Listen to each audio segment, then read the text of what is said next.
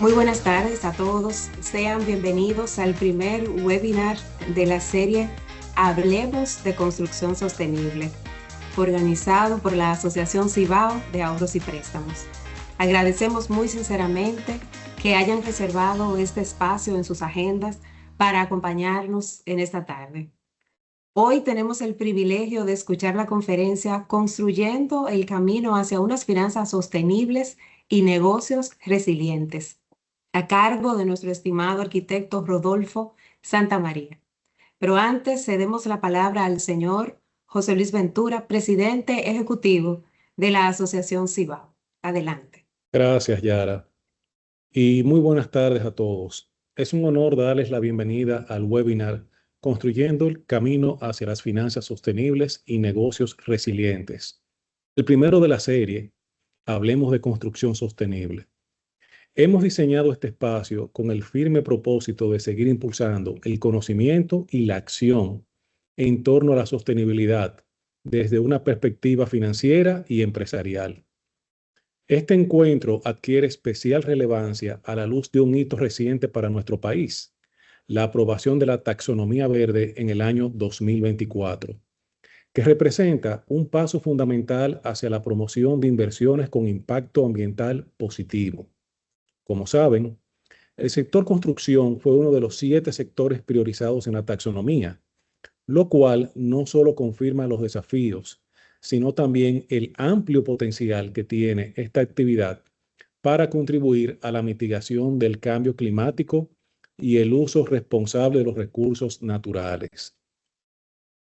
En Asociación Cibao, el compromiso con el medio ambiente y la promoción de buenas prácticas sostenibles forma parte de nuestra visión institucional desde hace tiempo. Actualmente, los préstamos hipotecarios representan el 61% de nuestra cartera de créditos, lo que nos posiciona como un actor clave dentro del ecosistema de viviendas en el país. Y desde el año 2021, hemos fortalecido nuestra oferta de productos vinculados a la sostenibilidad, incorporando un portafolio de préstamos verdes que incluye soluciones para la adquisición de paneles solares, vehículos y motocicletas eléctricos, reafirmando así nuestro rol en el desarrollo de un futuro más responsable y más eficiente. Este webinar es parte de ese camino, un camino que construimos junto a ustedes, nuestros aliados, asociados, clientes, inversionistas y colaboradores, convencidos de que el conocimiento es la base para tomar decisiones más responsables, más conscientes y alineadas con el futuro que queremos. Hoy hablamos sobre las construcciones sostenibles y para esto nos acompaña un invitado internacional, el estimado arquitecto Rodolfo Santamaría, profesional peruano con amplia trayectoria y gestión de proyectos, finanzas y mercados de vivienda. Su experiencia y visión serán clave para comprender cómo podemos integrar criterios de sostenibilidad en el desarrollo de negocios más resilientes, especialmente en el contexto latinoamericano y de nuestro país. Les invito a aprovechar este espacio, a participar activamente y a seguir construyendo juntos un modelo de negocios que no solo sea rentable, sino también sostenible. Muchas gracias y sean bienvenidos todos. Muchas gracias, señor Ventura, por sus palabras de bienvenida y sobre todo por contextualizar la relevancia que tiene este tema y el compromiso que sigue asumiendo la Asociación Cibao. Gracias igualmente a quienes se han integrado en estos últimos minutos. Aprovecho para darles la bienvenida y también para comentarles a todos los que están participando que tienen libertad de escribir sus inquietudes, comentarios en el chat, pues al final de la ponencia vamos a tener un espacio dedicado a esa interacción y a poder suplir todas esas inquietudes. También vamos a colocar un link que incluye un sondeo. Esa información que ustedes nos aporten allí en ese momento nos va a permitir continuar con estos espacios y particularmente mejorarlos. Esa interacción va a estar moderada por el equipo de sostenibilidad ambiental integrado por Fausto Luna y Yamilet Herrera. Y sin más preámbulo, Ahora es el momento de presentar al señor Rodolfo Santamaría, que en estos minutos lo hemos estado citando de manera reiterada, por lo que voy a compartir algunas pinceladas de su perfil profesional. Don Rodolfo es arquitecto con MBA especializado en gestión de proyectos, finanzas y mercados de vivienda. Se desempeña como consultor senior en finanzas sostenibles, con experiencias en organismos como la CEPAL, el BID, el IFC, Swiss Contact, y actualmente preside el Consejo Peruano de Construcción Sostenible adscrito al Green Building Council. Fue líder en el diseño del mercado de hipotecas verdes en el Perú y autor de la línea base de la taxonomía de finanzas sostenibles del sector de la construcción. Además, se desempeñó como gerente de proyectos del Fondo Mi Vivienda, con una sólida trayectoria en programas habitacionales y desarrollo de productos financieros. También ha sido docente en la Escuela de Buenos Negocios de la Pontificia Universidad Católica del Perú y coordinador académico en la Universidad Nacional de Ingeniería. Señor Rodolfo, sea usted bienvenido y dejamos el espacio abierto para escucharle. Buenas tardes. Buenas tardes y muchas gracias a todos los amigos de Cibao, a todas las personas que se han dado tiempo el día de hoy para participar de esta sesión. Estuvimos conversando hace algunas semanas con los amigos de la asociación sobre cómo debería ser la secuencia de las presentaciones que vamos a tener para ustedes en este ciclo de conferencias, este ciclo de charlas. Y decidimos más o menos diseñar esta primera sesión introductoria para ustedes, contándoles un poco el enfoque global y contándole parte de la experiencia local que pude desarrollar en Perú. Parte de la presentación va a tratar un poco también sobre eso, y que es un poco lo que he venido promoviendo también en algunos países de la región, ¿no? Entonces voy a comenzar a compartir. Esta es la primera sesión que vamos a tener y todo inicia en realidad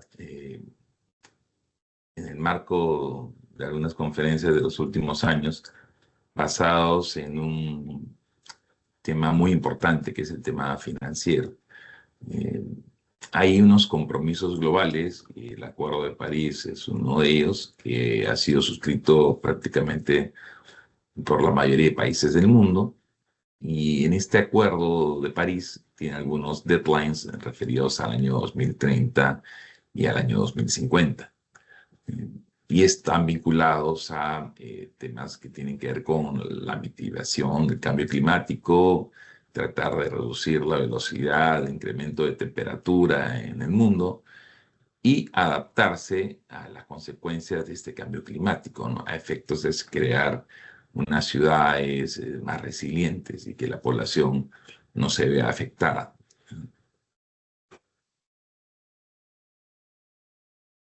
En esa línea, desde hace ya varios años, existe una estrategia que es la estrategia financiera.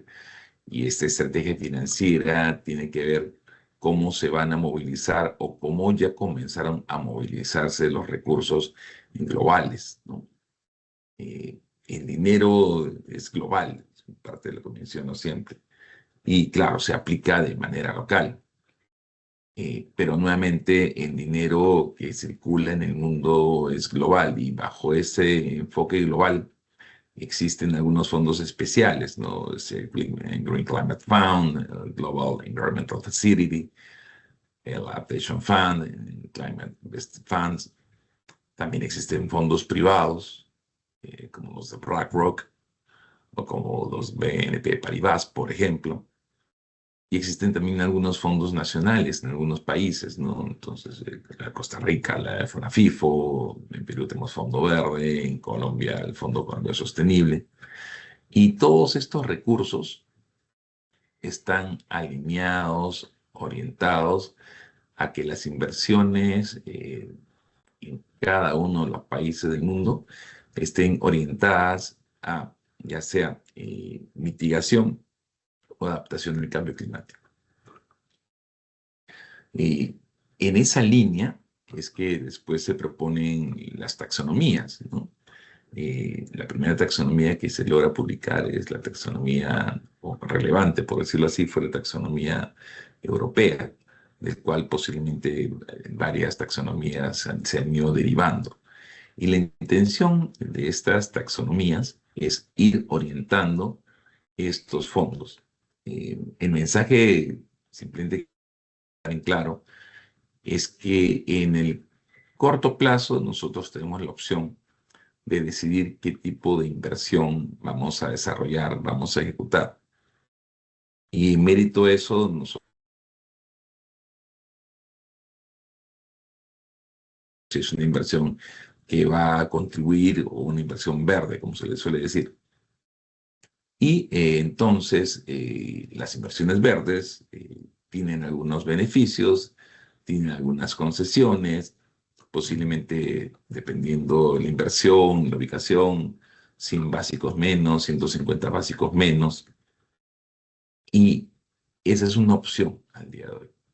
En el mediano o largo plazo, posiblemente ya no sea facultativo decidir si la inversión que vamos a realizar no está alineada a las taxonomías, ¿no? O a un parámetro de calificación. En pantalla se ven las iniciativas que se tenían sobre las taxonomías y aparecen varios países, ¿no? Y entre estos varios países aparece también República Dominicana. Aparece Perú, Chile, Colombia, México, la taxonomía europea. Aparecen varias iniciativas en otros países que están aún en proceso. Y aparecen también, aparte de iniciativas que se han tenido desde los gobiernos centrales o gobiernos federales en varios países del mundo, también aparecen iniciativas del sector privado. La taxonomía, por ejemplo, brasilera está basada en la Federación de Bancos, entidades financieras. Y esto también nos debería ayudar a nosotros a entender que no hay mejor regulación que la autorregulación. Y en la taxonomía que se acaba de aprobar en República Dominicana ya se han puesto algunas condiciones sobre las cuales deberían manejarse las inversiones. Pero lo que quiero decir es que poco a poco cada país va a ir adecuando sus taxonomías, pero la idea es que estas taxonomías estén orientadas hacia combatir los efectos del cambio climático, a mitigación y adaptación. Yo me adelantaría también a decir que en los enfoques de países como los nuestros, quizás principalmente deberíamos trabajar en un enfoque hacia la adaptación al cambio climático por las implicancias que este tiene en nuestras poblaciones.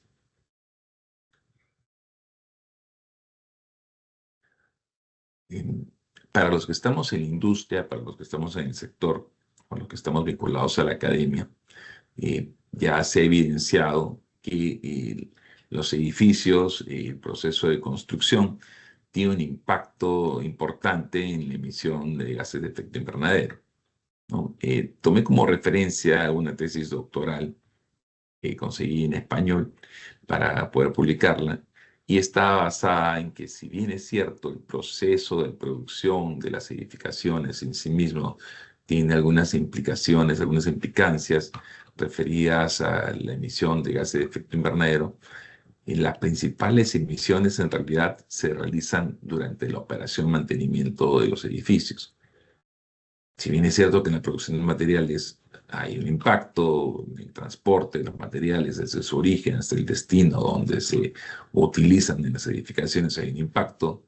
Durante el proceso constructivo hay un impacto. El principal impacto viene a ser durante la operación mantenimiento de los edificios. Entonces, y la edificación en sí misma tiene un impacto entonces importante en la emisión. Es por eso que nosotros, dentro de la industria, tomamos en serio cómo es que vamos a activar o participar nuestras intervenciones en el mercado. Se tiene esta gráfica y lo que indica esta gráfica simplemente es el consumo de energía per cápita de cada país. Y como ustedes pueden ver, como siempre ha sucedido, está alineado también a concentración posiblemente de un mayor PBI también per cápita. Mayor concentración, mayor consumo per cápita está en el hemisferio norte. mientras que el hemisferio sur tiene una menor concentración, tiene una menor participación, un mucho menor consumo. Posiblemente lo que va a pasar en nuestras sociedades o en el hemisferio sur, o lo que debería pasar en el corto o mediano plazo, es que este consumo per cápita posiblemente debería ir incrementándose poco a poco.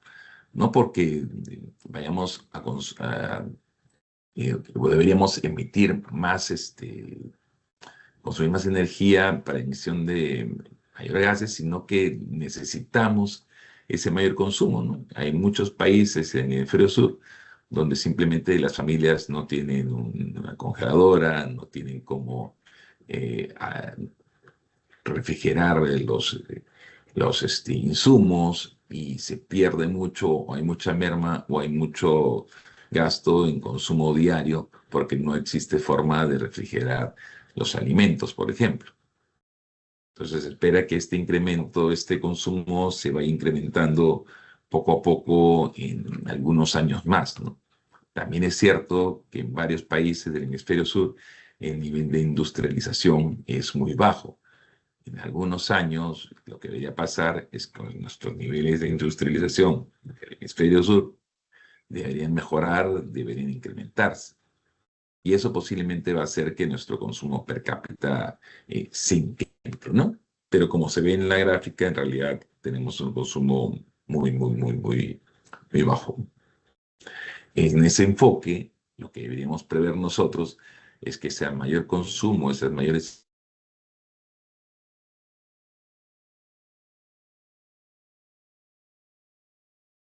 Cuando hacemos la comparación, de aquí en la tabla ya, de cuáles más o menos son los consumos per cápita que se tienen, entonces tenemos sociedades como las escandinavas, y las sociedades escandinavas tienen consumos per cápita de hasta cerca de 50.000 kilowatts per cápita. Y sociedades como la dominicana, su consumo es 1.388. Si nosotros vemos la referencia, Islandia, por ejemplo, tiene un consumo 35 veces lo que consume un dominicano. Y Noruega, y Finlandia, y Suecia, por decir una cosa. Estados Unidos, su consumo per cápita se acerca a los 12.000 kilowatts per cápita. O sea, 8.58 veces lo que un dominicano consume. Nos queda claro entonces que el consumo per cápita que tenemos en República Dominicana sigue siendo muy bajo, pero tiene que ver con alguna de las cosas que mencioné hace unos minutos. Es referido por un lado a que hay mucho dominicano, igual que otros países de esta parte del hemisferio, que deberían estar haciendo un mejor o un mayor consumo de energía para poder simplemente vivir mejor, y que a nuestros países lo que debería ser en un corto o mediano plazo es que deberíamos tener unos procesos de industrialización mejores o mayores para mejorar también nuestras economías, ¿no? Entonces, la República Dominicana, el consumo per cápita que tiene es muy bajo, está muy por debajo de todos los países industrializados, ¿no? Si bien es cierto, existen países que se encuentran muy por debajo, por ejemplo, como Haití, ¿no? O Somalia, pero la mayoría de países está por encima. De otro lado, tenemos también qué ha venido pasando con respecto a las ciudades y al desarrollo urbano, o a la producción de vivienda posiblemente en República Dominicana. ¿Cuál es el modelo, no? ¿Cuál es el modelo? En uno de los reportes del Banco Mundial se habla nuevamente de lo que viene pasando en varias sociedades como la República Dominicana, ¿no? En Latinoamérica, que las áreas urbanas crecen de manera no planificada y desorganizada, ¿no? Con escasa conectividad. Y esto lo que hace es que limita la capacidad que el país tiene de tener una mayor productividad. Y esa mayor productividad debería ser necesaria para que los dominicanos puedan vivir mejor. Esa mayor productividad es necesaria para que el PBI per cápita del país mejore. Y la mayoría de las ciudades dominicanas crece de manera dispersa, desorganizada, ¿no? Y muestra niveles muy bajos de conectividad. Y eso hace que las ciudades sean menos eficientes, que la población evidentemente tenga pérdida de eficiencia y tenga mayores horas de traslado, por ejemplo. Y habla también cómo es que las ciudades o estos centros poblados de la República Dominicana parecen tener un menor desempeño en términos de producción económica, menor a ciudades similares del mundo y de América Latina. Y muy lejos de la frontera de productividad. Y arrojan unos números que están vinculados, por ejemplo, que 49% de los hogares del área metropolitana de Santo Domingo reciben menos de 20 horas por día de energía eléctrica. Hay varias partes de la ciudad que no tienen energía eléctrica todo el día. Eso es dentro del área metropolitana. El 70% de los hogares en el área metropolitana reciben agua menos de 3 días por semana. 83% de los hogares del área metropolitana de Santo Domingo no están conectados al sistema de alcantarillado público. Y 12% de los hogares del área metropolitana de Santo Domingo no cuentan con servicio de recolección de residuos sólidos municipales. Esto tiene que ver también en parte, no solamente con un tema económico, porque el PBI per cápita de República Dominicana no es que sea tan bajo como el de otros países, sino que tiene que ver con cómo este desarrollo, este business as usual, que vienen enfrentando en el país y que afecta directamente a la población, tiene estas limitantes producto de esta ineficiencia, como es que las ciudades también se vienen desarrollando.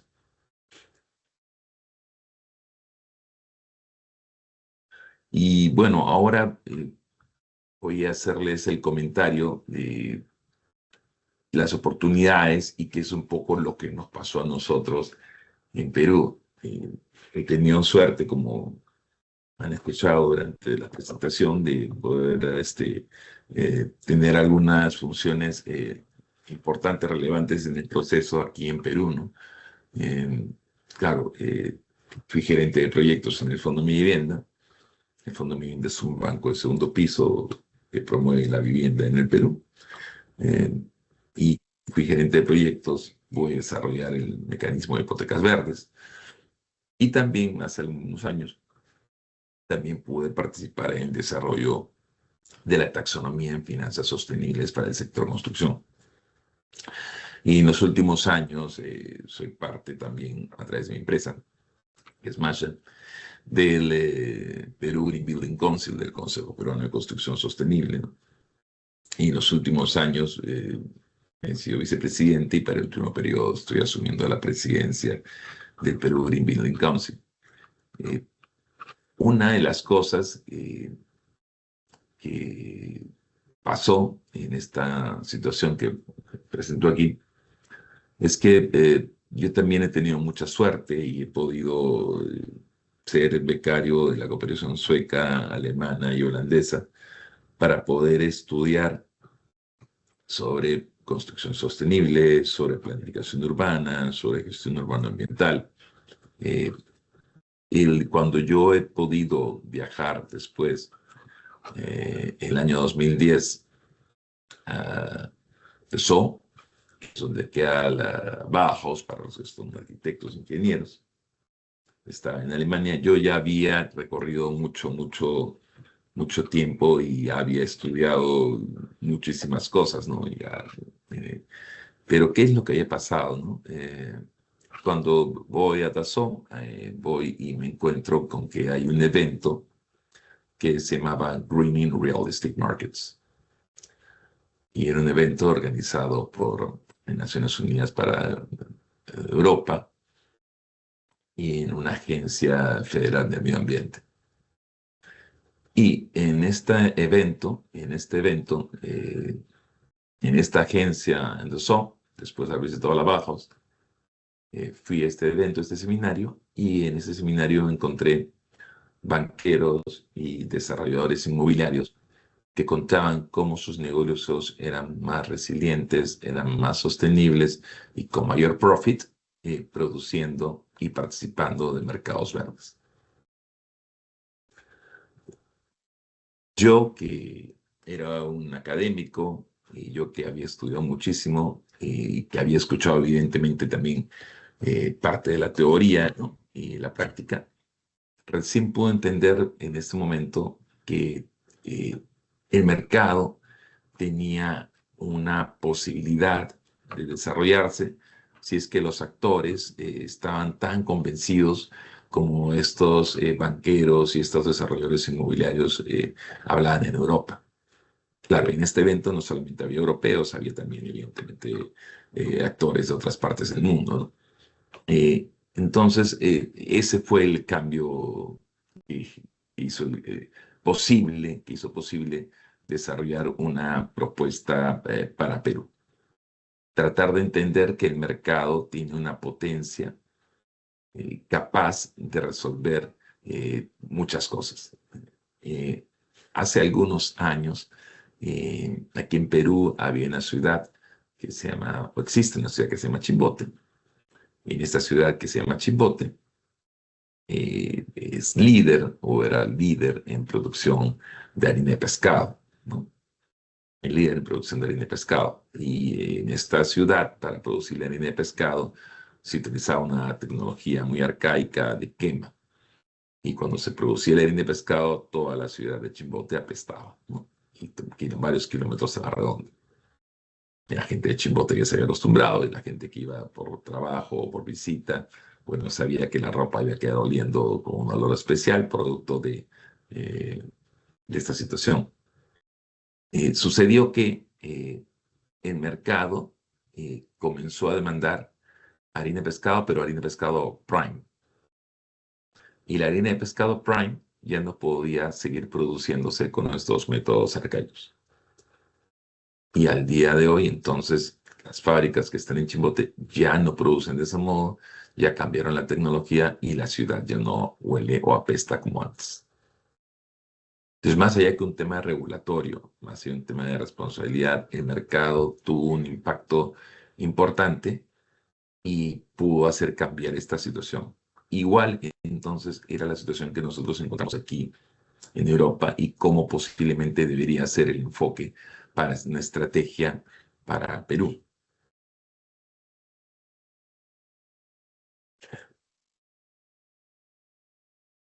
Al inicio no se tuvo acogida, era algo nuevo.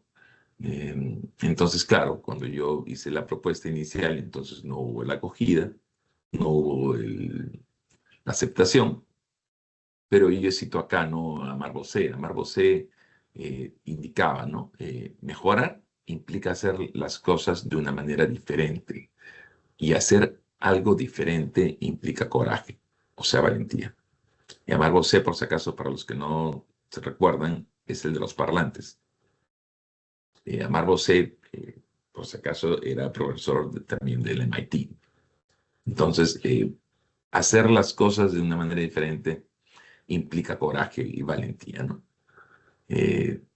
Algunos años después llegó el líder indicado, que era un gerente general que tuve, y la primera búsqueda que tuvimos fue en el gobierno central, ¿no? Cosas tradicionales quizás, Ministerio de Economía, Ministerio del Ambiente, Ministerio de Vivienda, y no tuvimos suerte. Y entonces decidimos ir solos, sin soporte del Estado atrás, ¿no? Ahora, por otro lado, como les mencioné hace un momento, el Fondo Mi Vivienda es una empresa de derecho privado, pero su propietario es el Estado, ¿no? Su propietario es el Estado. Pero no tuvimos suerte respecto a estos incentivos, estos soportes que nosotros procurábamos, buscábamos para que se pueda desarrollar el mercado. Así que decidimos ir solos. Entonces, al inicio se planteó la estrategia de Mi Vivienda Verde. Reconocer nuevamente que el mercado tiene la fuerza de transformar la industria, es lo primero. Y se trata de un proceso que puede tomar tiempo. También reconocer eso. Y la iniciativa que tuvimos tenía que ver con adecuar los procesos a la industria local, ¿no? Me queda claro que hay que reconocer cuál es el estado del arte en República Dominicana, en Perú, en Ecuador, en Colombia, en cada uno de los países donde se actúa, ¿no? Hay que reconocer cuál es el estado del arte. Y la transición que nosotros propusimos en su oportunidad y tuvimos suerte fue la de desarrollar una metodología de step by step, o sea, de paso a paso, ¿no? Como les conté, nosotros no tuvimos suerte de tener el soporte del Estado, ¿no? A través, evidentemente, de recursos, incentivos tributarios, beneficios económicos o fiscales, pero sí tuvimos soporte de la Agencia Francesa de Desarrollo, que nos dio un crédito de 140 millones de euros para iniciar las operaciones. Y también, evidentemente, nos dio soporte para desarrollar una certificación local, el IFC del Banco Mundial, porque ellos en ese entonces venían desarrollando la certificación EDGE, que es la certificación que promueve el IFC. Ellos venían desarrollando certificación y tuvimos bastante interacción con ellos y pudimos intercambiar mucha información y muchos enfoques.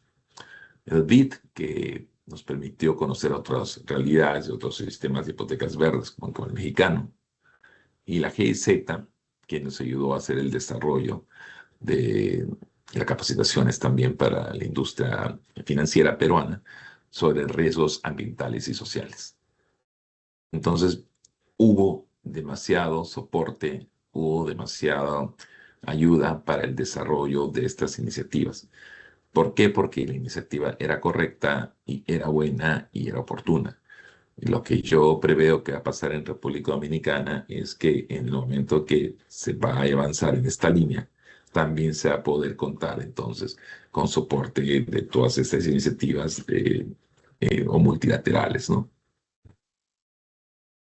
Cuando nosotros veíamos qué tipo de certificaciones y cómo debería ser el enfoque, tenemos que entonces en el mundo existía LEED, BREEAM, ya teníamos EDGE, y la propuesta era de nosotros Mi Vivienda Verde, ¿no? Cuando estuvimos trabajando la taxonomía, tomamos como referencia el enfoque de Asobancara también de Colombia, de acuerdo a cómo eran las condiciones del mercado, ¿no? Y qué situación del mercado se encontraba también en cada país, ¿no? Y la idea es que nosotros deberíamos tener una línea base nacional respecto a la construcción sostenible, después de eso tener una certificación local, y después de eso, claro, venían las otras certificaciones internacionales, y en algún momento ya podíamos acudir a Living Building Challenge, que tiene que ver con lo regenerativo, ¿no? O sea, del tipo de enfoque determinado el momento, cuál es el estado del arte en cada uno de los países donde estamos actuando, y en qué medida uno va pegándose más y más y más y más hacia un Net Zero o hacia un tipo de certificación como Living Building Challenge.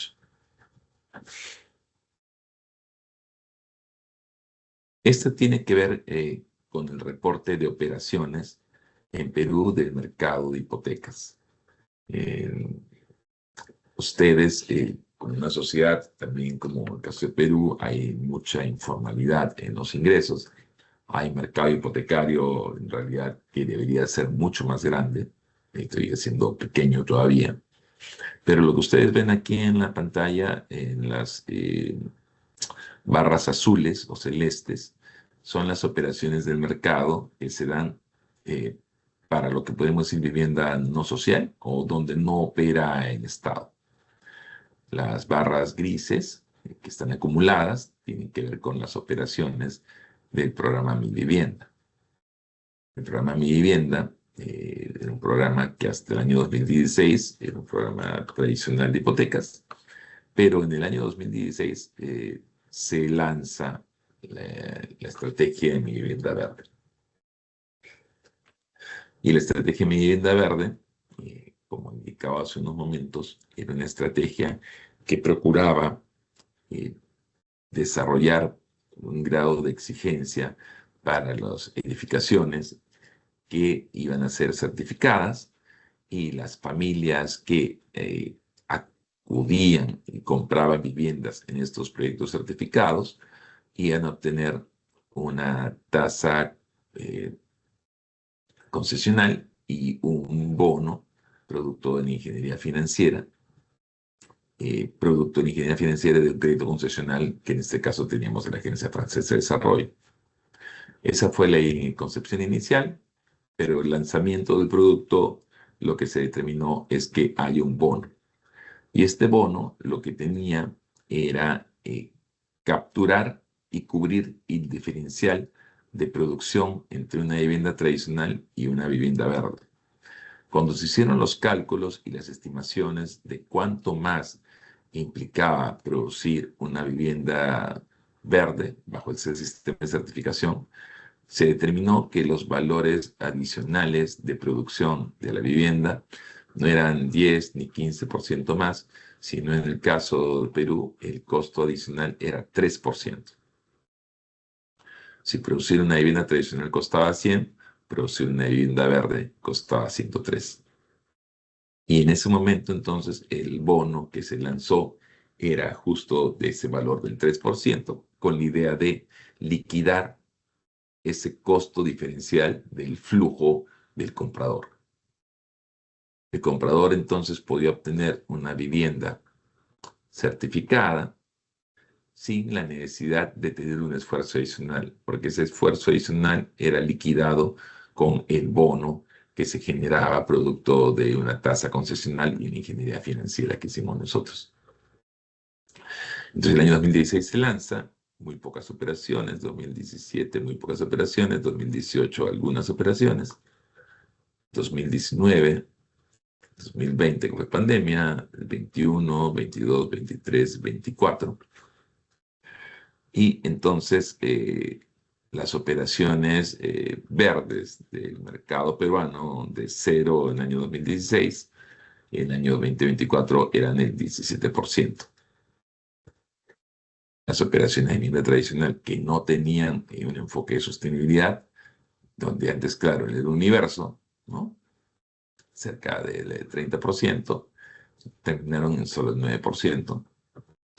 Y las operaciones del mercado tradicional, sin participación del Fondo de Vivienda para segmentos de ingresos más altos, era 74%.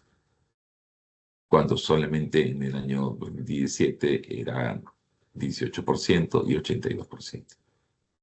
Entonces, al sumar esos dos, creció la participación de las hipotecas verdes. Y si solo miramos las operaciones de crédito en mi vivienda, en los que son las tradicionales y las verdes, lo que ha pasado ha sido esto. Al día de hoy, 67% de todos los créditos de mi vivienda tienen la certificación verde, versus solamente el 33% que son operaciones de viviendas tradicionales que no tienen la certificación verde. Las familias pueden escoger si comprar una vivienda verde o comprar una vivienda gris, ¿no? Pero ya al día de hoy, 67% del universo de operaciones ya son verdes.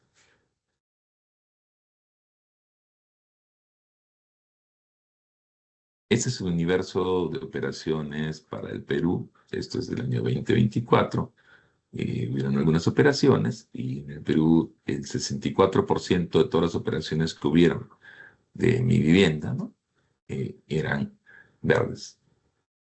Y en el caso de Lima Metropolitana, que Lima Metropolitana por si acaso es la capital de Perú, es una ciudad que concentra un tercio de la población peruana, cerca de 11 millones y medio de peruanos. Concentra el 62% de todas las operaciones. Y de tu universo de hipotecas que se colocan, 77% son verdes. Y ese es el resto de localidades, ¿no? Entonces, en los mercados más desarrollados ya existen muchas operaciones de vivienda verde, en los mercados menos desarrollados aún no.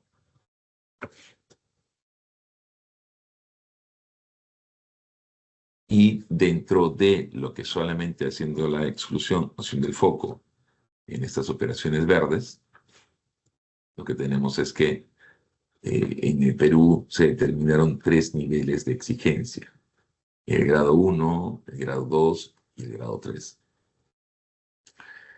En el grado 1 hay menos incentivos, en el grado 2 más incentivos, y en el grado 3 más incentivos. Entonces, lo que ha pasado en el mercado, que el 68% de todas las operaciones verdes son del grado 3, del grado más alto. En el caso de Lima Metropolitana, el 81% de todas las operaciones que se dan dentro de vivienda verde son del grado 3 y del grado más alto.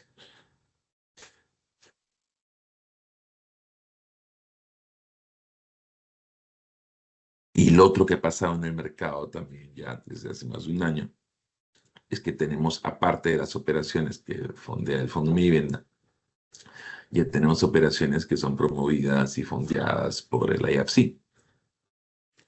Y el IFC lo que ha hecho es buscar algunos de los bancos más importantes o representativos.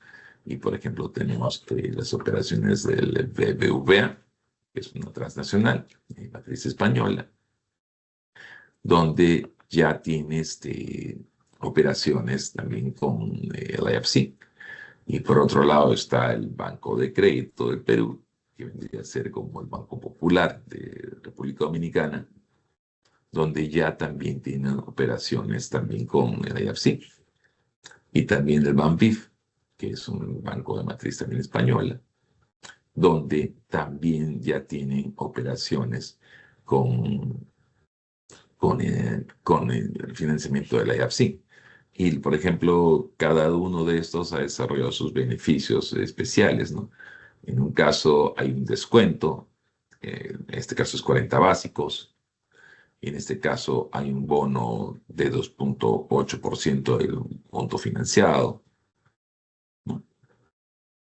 Y menores tasas, evidentemente, con descuentos para aquellas familias que van a comprar viviendas. Y esas operaciones serían operaciones de estas celestes que mostraba acá yo, que no tienen participación del Estado.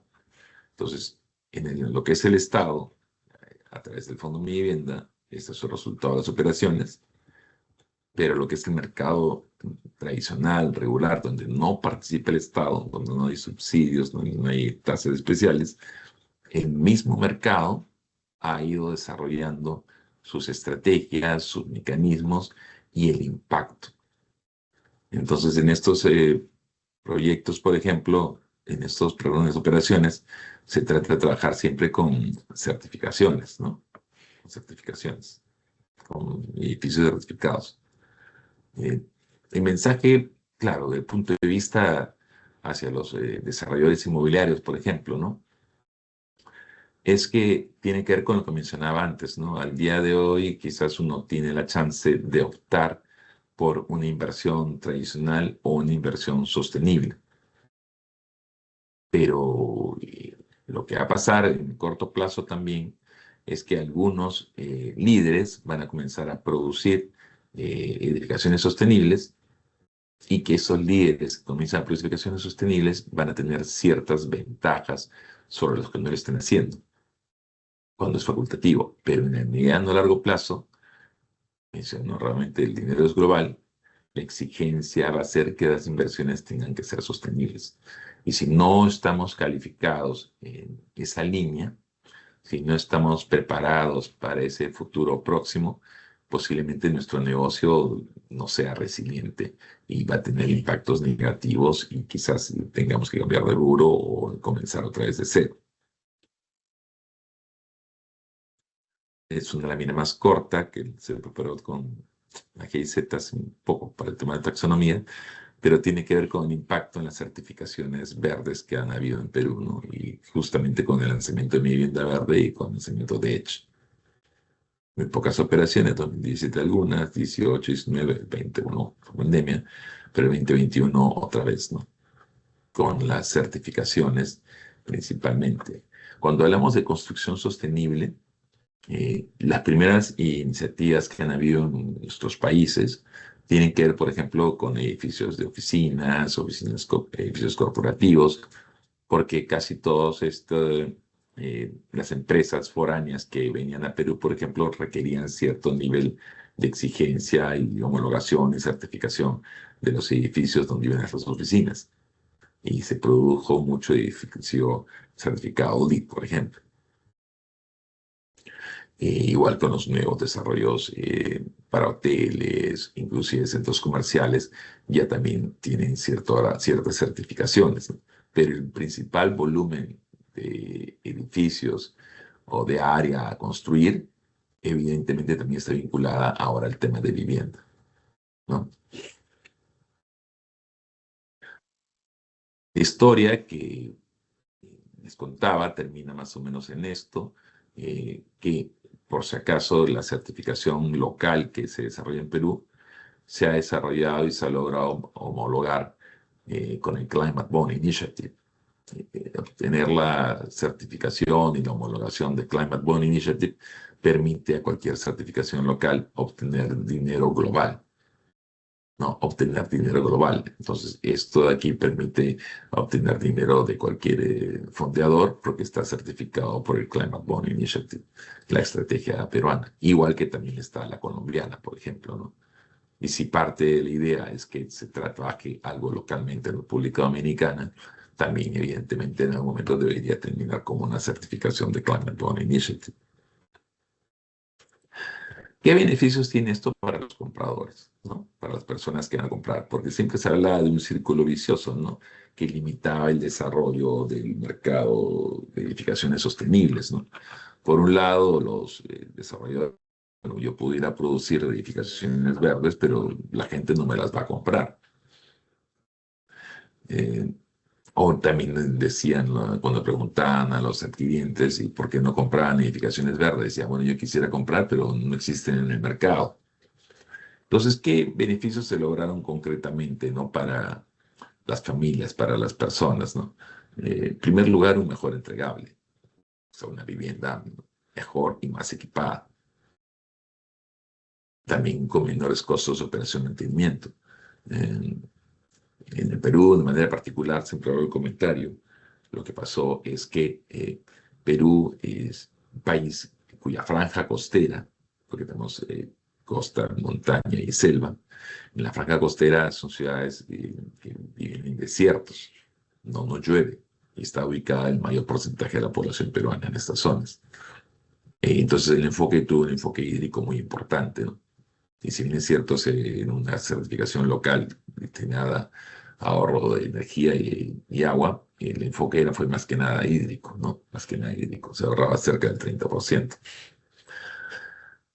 Las personas que compran una edificación verde van a poder contribuir a combatir el cambio climático, estar a la vanguardia del mercado y menores tasas de hipoteca, ¿no? Yo he puesto aquí, por ejemplo, si es que se logran ver las barras, ¿no? Barras grises para mi vivienda tradicional y las barras verdes, como ustedes ven, son las tasas y siempre son menores. Siempre son menores en 100 básicos, por ejemplo, con respecto a una tasa tradicional. Y las barras rojas pertenecen a otros programas que tienen tasas más altas, ¿no? Pero las barras verdes, como ustedes ven, representan las tasas a las que excede una familia que va a comprar una vivienda certificada. Y desde el punto de vista del promotor, ¿qué cosa pasó? Ya no, o sea, no tiene que ver tanto con la promesa, sino qué es lo que pasó realmente. Que hubo una mejor van y una mayor TIR. ¿Por qué? Porque lo que pasó es que en estos proyectos que se encontraban certificados hubo una mayor velocidad de venta. Hubo una mayor velocidad de venta. Y esta mayor velocidad de venta tiene un impacto directo sobre menores costos financieros, ¿no? Y más rápido retorno de la inversión. Hay chance de tener una diferenciación. Hay chance de calificar con los mejores estándares. Por ejemplo, en el caso que veo, he puesto una imagen, Vesco, que es una empresa que opera en el mercado local muy grande, muy importante. Claro, al igual que otras empresas también en el mercado peruano han sido reconocidas como Edge Champion, ¿no? como el champion por el International Finance Corporation del Banco Mundial. ¿Y esto qué implicancias tiene? Bueno, aparte del reconocimiento que puede servir, como se dice, para la foto, también hay acceso a una serie de beneficios y también posiblemente fondeo en caso sea necesario. ¿Qué más ha habido para los promotores? Oportunidades para una mayor edificabilidad. Aquellos proyectos que se logran certificar han tenido chance de poder acceder a una mayor,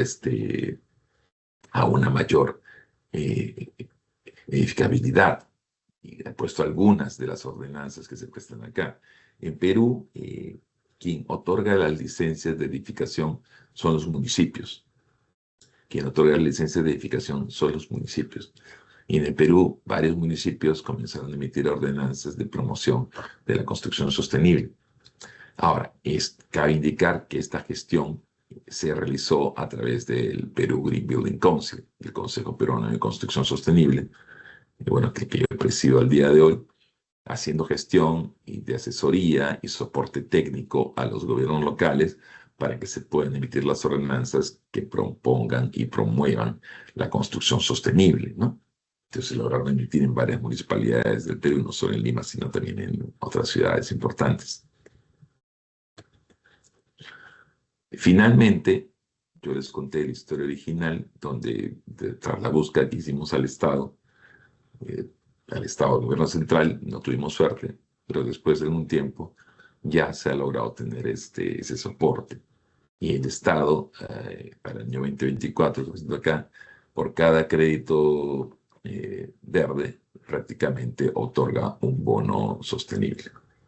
Y este bono viene del gobierno central. Pero tuvieron que pasar un par de años para que esto sea posible. Entonces ya existe también un soporte para las familias que están adquiriendo viviendas en este rango. Bueno, esa es la presentación que habíamos preparado para ustedes al día de hoy y dejo de compartir y pasamos a la sesión de consultas que ustedes pueden a bien tener. Bueno, muchísimas gracias, Rodolfo, por tan interesante presentación. Tenemos varias preguntas en el chat y también quisiera animarles que si alguien tiene una pregunta adicional y desea levantar la mano, podemos también habilitarle su micrófono para que sea una interacción pues más directa.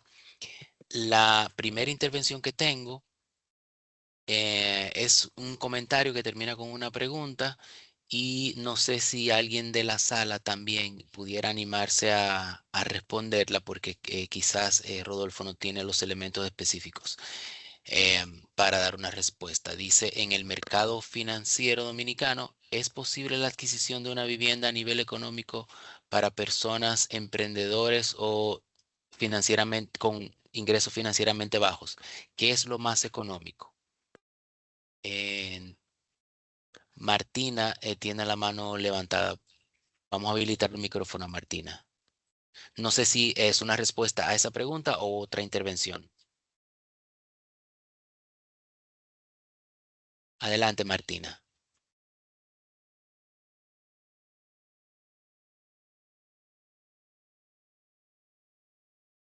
Aló, sí, es otra intervención. Adelante.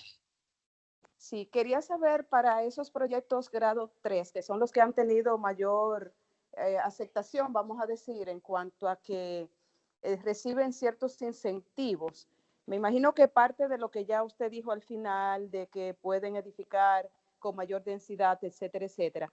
Pero, ¿cuáles son esos incentivos que por lo regular pues tiene Perú, que en este caso estábamos hablando específicamente del Perú, para que esos desarrolladores de proyectos se motiven a tener un mayor grado de sustentabilidad?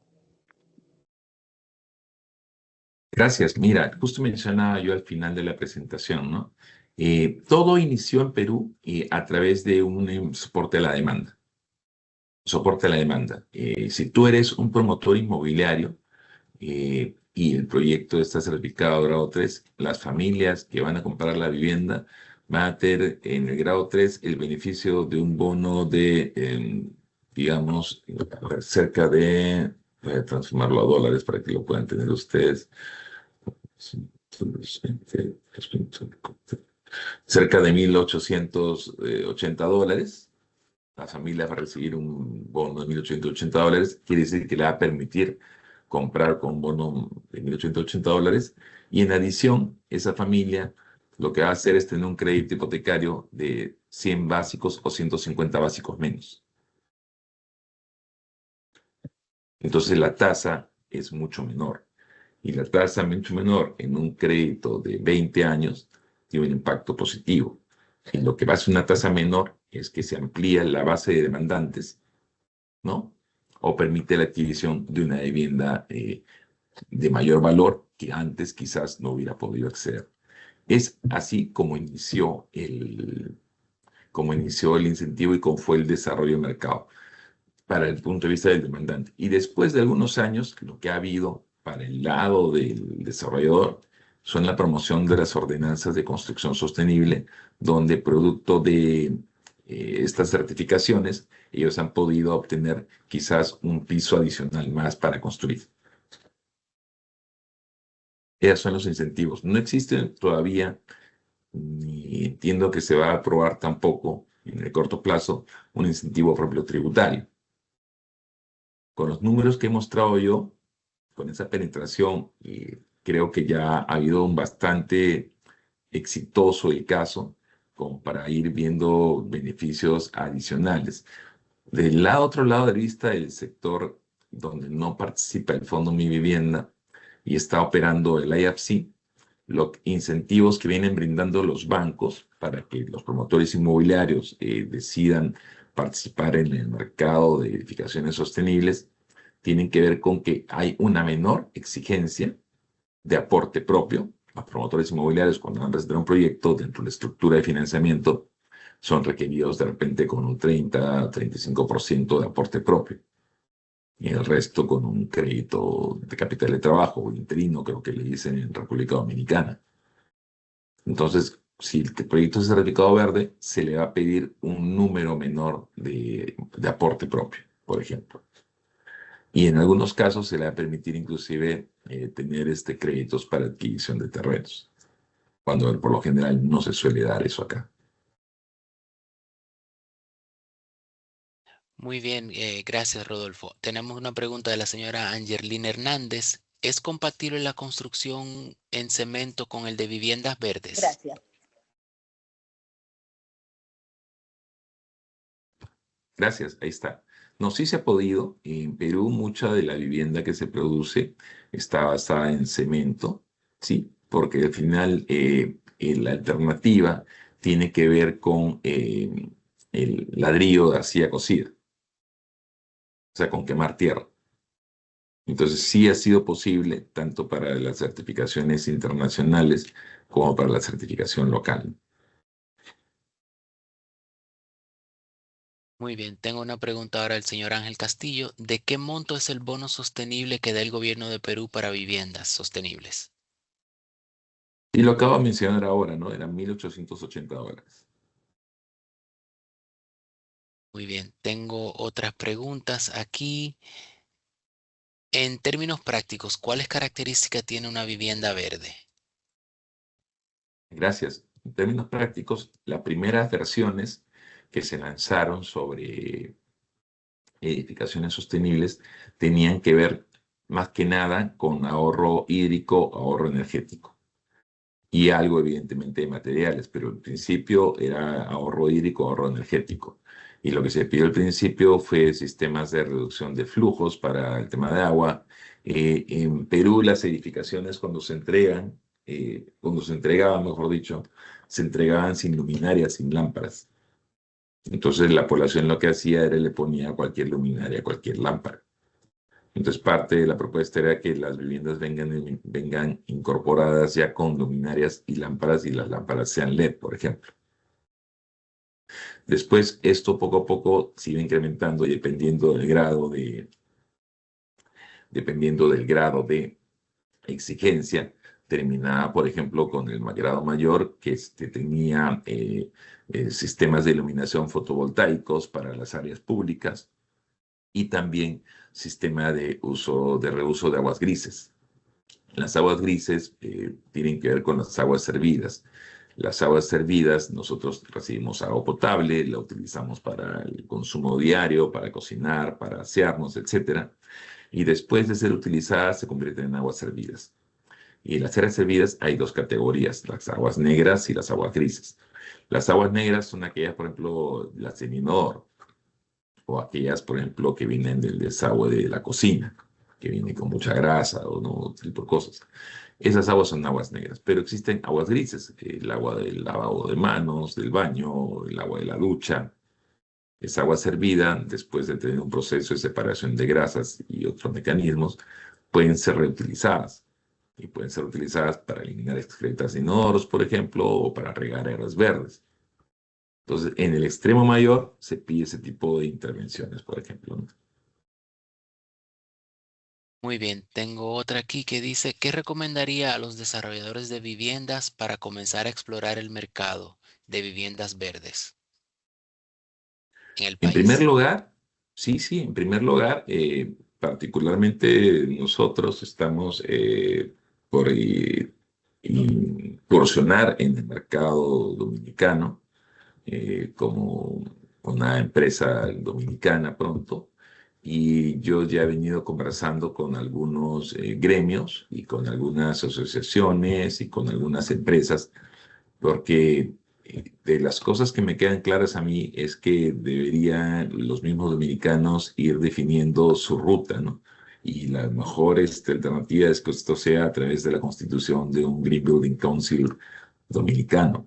Entonces, si los desarrolladores dominicanos están dispuestos, quizás también participar de este organismo, de esta plataforma, para desde ella ir definiendo cuál debería ser la ruta y hacer a través de esta organización las propuestas al Ministerio de Ambiente, al Ministerio de Vivienda, ante los organismos multilaterales, ante los gobiernos locales, encargados de la planificación. Entonces, por ahí entiendo que debería ser eh, una de las cosas donde deberíamos comenzar.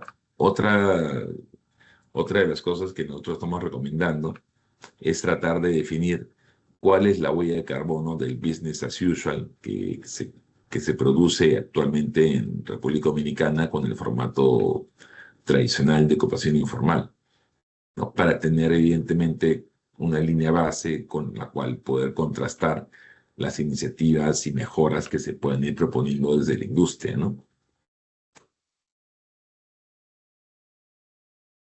Bien, tengo otra interacción de Jason Cruz que dice, entiendo que una parte de la vivienda verde sería, por ejemplo, la implementación de paneles solares, sistema de energía eólica, etcétera.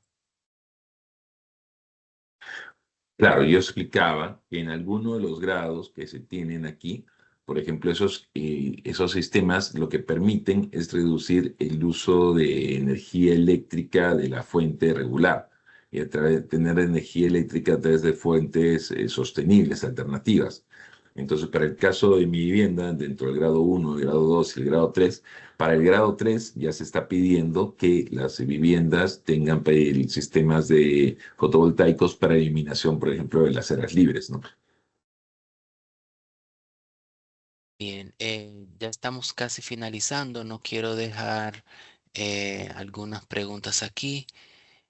Esta de Carlos La Antigua dice, en cuanto a su experiencia, ¿podría indicarnos el nivel de morosidad entre los préstamos verdes frente a los préstamos tradicionales? Gracias, gracias en realidad. La mora regular en Perú suele estar en el orden del 4%, ¿no? Suele estar en el orden del 4%. Y sí existe una menor mora para el caso de los créditos verdes, ¿no? Quizás en una próxima sesión pueda traerlos, ¿no? Pero sí existe una menor mora y deberían estar en el orden del 3,5%. Muy bien, tengo otra aquí. ¿Cuáles desafíos tiene la academia en educación universitaria para promover las edificaciones verdes? ¿Y cuál ha sido el rol de la academia en el caso de Perú? La academia ha participado bastante. Por ejemplo, queda claro que en varias, todas las que son universidades han venido ya hace algunos años, y que digo algunos años por no decir más de 30 años, incorporando ya cursos vinculados al medio ambiente, a la eficiencia energética, al uso de materiales, hacia la bioclimática, ¿no? Para evitar tener que consumir energía, ya sea para refrigeración o para calefacción. La ventilación natural, ¿no? Entonces la academia ha venido haciendo su parte, creo yo. eh, pero, por ejemplo, el divorcio que ha habido en su oportunidad, como el caso que yo les he contado, y no solamente hablo de la academia local, sino yo he contado que estudió en Europa, ¿no? Gracias a becas con los alemanes, con los suecos, por ejemplo, es que no, y nos faltaba a nosotros los técnicos tratar de entender este enfoque de cómo funciona el negocio, de cómo las fuerzas del mercado pueden contribuir a tener esos impactos, estos cambios positivos en la sociedad o en la industria regular. Entonces, la academia lo que tiene que hacer es acercarse mucho, mucho al sector inmobiliario, al sector de construcción, y al revés, lo que tiene que hacer el sector de construcción, el sector inmobiliario, es acercarse mucho, mucho a la academia, porque lo que va a suceder es que se va a generar una sinergia en la cual con hechos reales, con cálculos concretos, se va a poder argumentar y tener una versión formal de por dónde tiene que ir la cosa, ¿no? Si no, existe un divorcio y lo que se va a entender que lo que buscan los inmobiliarios es una cosa distinta a lo que buscan los académicos, ¿no?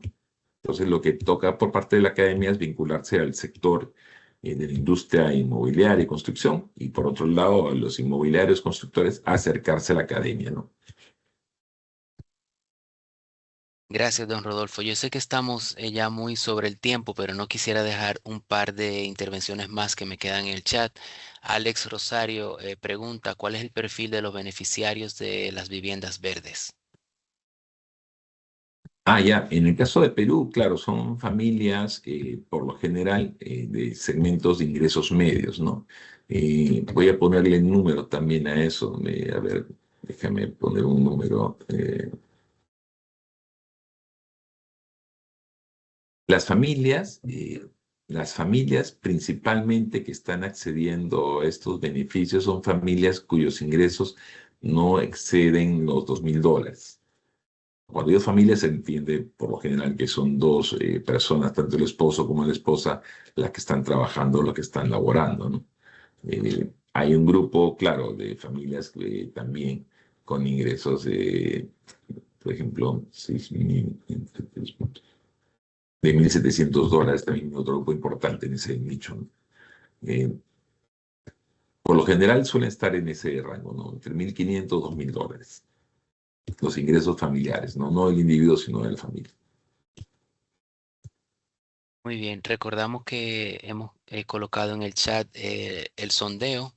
Es un sondeo que pueden responder de manera anónima, toma solamente 1 minuto para completar y la idea es conocer un poco sus preferencias de tiempo para participar en los siguientes encuentros y también identificar los temas de interés que les parezcan relevantes en el tema de construcción sostenible.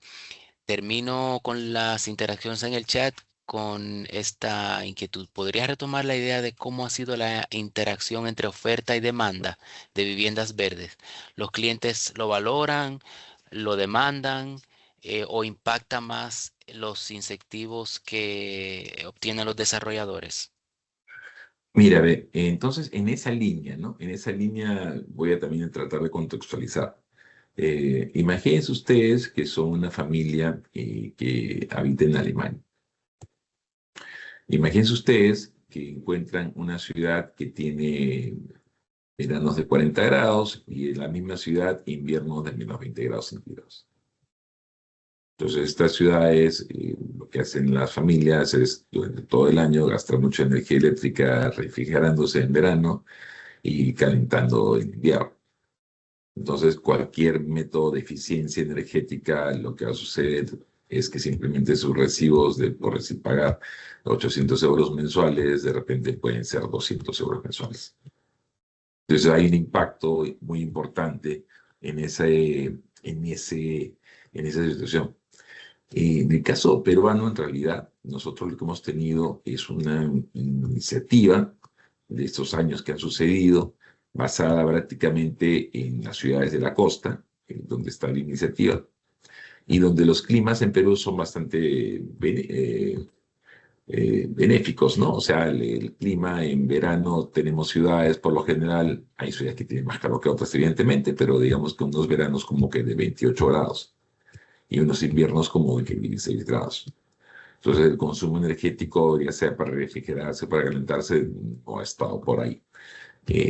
Las familias han estado adquiriendo básicamente las viviendas producto de los mayores beneficios que han tenido basados en las tasas y los subsidios especiales que han habido en este mercado, desde el punto de vista del comprador. Y desde el punto de vista del vendedor, el promotor inmobiliario, la mayor velocidad de venta que ha tenido producto de esta demanda que se pudo hacer efectiva gracias a estos subsidios adicionales o de estas tasas concesionales. De acuerdo. Bueno, pues yo creo que hemos cubierto todas las inquietudes que teníamos. Agradecerles nuevamente a don Rodolfo Santamaría por su tiempo, su disposición de compartir su experiencia y sus conocimientos sobre este tema tan interesante y tan fundamental para el futuro, no solamente del sector construcción, sino para el futuro de la sociedad, si queremos un país más resiliente y mejor adaptado a eventos como el cambio climático. Agradecerles a todos quienes se han unido y a los que nos acompañan hasta este momento por su tiempo y su disposición y su participación tan activa. Vamos a quedar entonces en contacto para avisarles de los próximos encuentros. Recuerden que este fue el primer webinar de la serie de Hablemos de Construcción Sostenible.